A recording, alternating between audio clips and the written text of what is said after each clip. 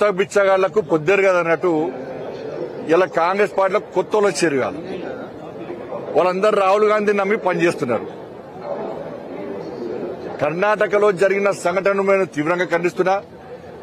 ఇది మంచి పద్ధతి కాదు. ఆర్ఎస్ఎస్ ఒక రాజకీయ పార్టీ కాదు, ఒక సాంస్కృతిక జాతీయవాద సంస్థ అని చెప్పి వాళ్ళ గౌరవ సుప్రీంకోర్టు ఇచ్చింది. అనేక రాష్ట్రాల్లో గౌరవ హైకోర్టు తీర్పునిచ్చినాయి.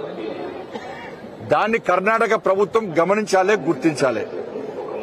వాళ్ళకు చెప్పిద్దామంటే ఇందిరాగాంధీ లేదా, రాహుల్ గాంధీ కింద పనిచేస్తున్నా.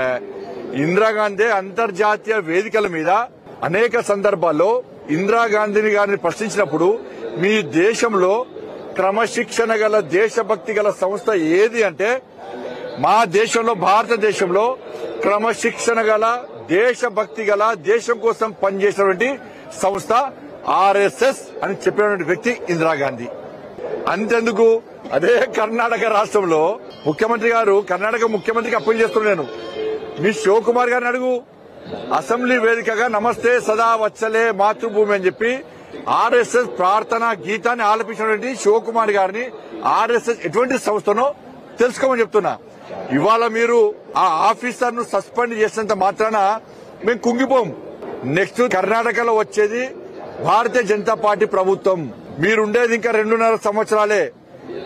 మీరు సస్పెండ్ చేస్తే రేపు భారతీయ జనతా పార్టీ ప్రభుత్వం వచ్చిన తర్వాత 2.5 సంవత్సరాల జీతం ఇస్తాం, ఆయనకు ప్రమోషన్ కూడా ఇస్తాం.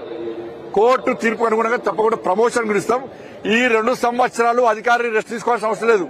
ఆయన సంఘ పని చేస్తాడు, సంఘ కార్యం చేస్తూనే ఉంటాడు, అనేక శాఖలను నిర్మిస్తాడు ఇవాళ. కాబట్టి ఏం ఇబ్బంది లేదు. వాళ్ళకందరికీ అండగా ఉంటాం.